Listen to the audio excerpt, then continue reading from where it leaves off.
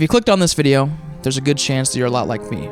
Somebody who grew up spending countless hours on the Xbox 360, absolutely mesmerized by what seemed to be the limitless possibilities that the Xbox Live Marketplace brought to you. And if you are a lot like me, how's it going? Hi, glad to have you here. You're a little bit weird, but we'll move on. Because right now, there is an impending doom facing this very important part of my life, a very important part of my core memories. It could be lost to time forever if we don't do something about it. And no, this isn't because of some sort of awful terminal illness or anything like that, but just time.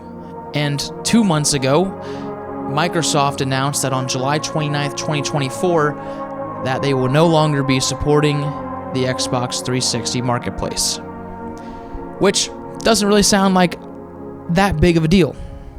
Who even still plays the Xbox 360? And you're kind of right. That certainly does not have the same amount of players on it anymore. It's a very old console, but that's not the point, because the other night, I wanted to play my Xbox 360, specifically to revisit Call of Duty World at War Zombies on maps like Verrückt, with my childhood friend who we were just gonna hang out and play video games. And when I get to the Call of Duty World at War Zombies menu, I quickly realized that I never personally owned the Zombies maps or the DLC for World at War. And my heart sank. I remembered hearing that Microsoft had announced something about the Xbox 360 Marketplace shutting down. And I was like, oh my gosh, like, we're not going to be able to play this. I'm never even going to be able to get a chance to download it anymore. You know, there's no more late night, like, Easter egg hunting on Darisa or fighting for the highest round on Shino Numa. And yeah, I know these are all solvable problems. Those maps have been remade hundreds of times on every single Call of Duty that has zombies on it. And so you could just go play on those.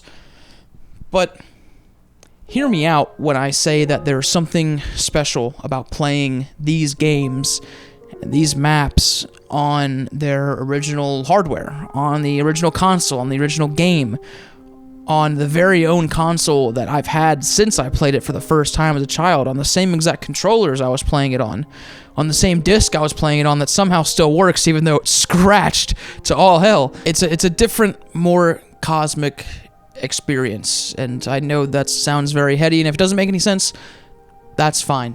Let me know. But if you somehow relate to that, let me know too. But luckily enough, that night, the marketplace was still online. I figured out the actual date. July 29th is when it shuts down.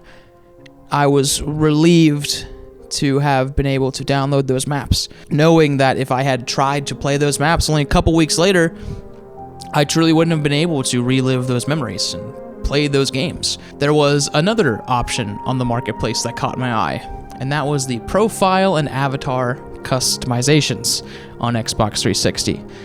Now, Xbox Live profile customizations felt so endlessly in-depth and personable, not to mention the default profile pictures for Xbox 360. I know that we all know somebody who we associate with exact default Xbox 360 profile pictures. You know who you are. That dude with the beanie blowing the bubble. We've all got that one friend. They're probably in jail now. But for myself, most of my avatar customizations, they were actually unlockables from Halo Reach. And I think it's important to mention that some of these unlockables as well on the Xbox Marketplace and on the profiles on the Xbox avatars, they were unlockable through in-game challenges. You had to complete actual accomplishments inside of the games to get a badge of honor that you did this difficult thing. And you didn't have to pay stupid real money prices for each cosmetic thing that you own. Instead of a badge of honor, nowadays cosmetics are kind of a badge of financial irresponsibility on paying for battle passes. The Xbox 360 marketplace sort of started this entire revolution of online gaming with profiles and customization, at least in the console world. And it, while still being a revolution in the space, it wasn't a hub for corporate greed and loot box gambling, and I feel like we should take notes. You know, the map pack I was talking about for Call of Duty World at War that offered every single Zombies DLC, all of the multiplayer maps, 12 of them. That's hundreds of hours of content possibly for $25 on top of a game that already had hundreds of hours of content, a fully fledged campaign, the Zombies mode, and a multiplayer with 14 maps.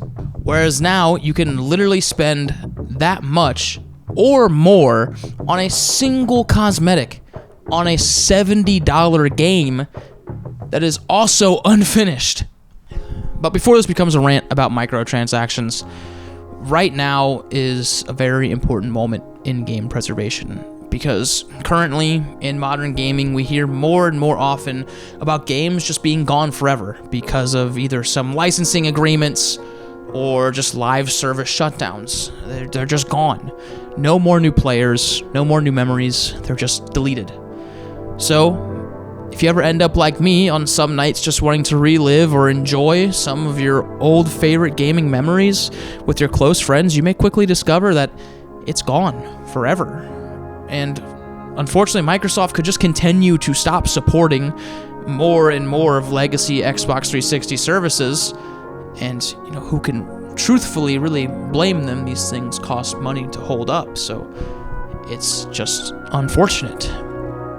So quickly, if you can think of anything on the Xbox 360 that you ever wanted to be able to share and hold on to and create new memories, make sure to go download it. Knowing that I now have the ability to continue to share and create new memories with the World at War Zombies map packs or anything else I make sure to scoop up before this shutdown ends, make sure you hold on to it. Make sure you have it, because those memories and those future memories to come could be gone forever. Thanks for watching.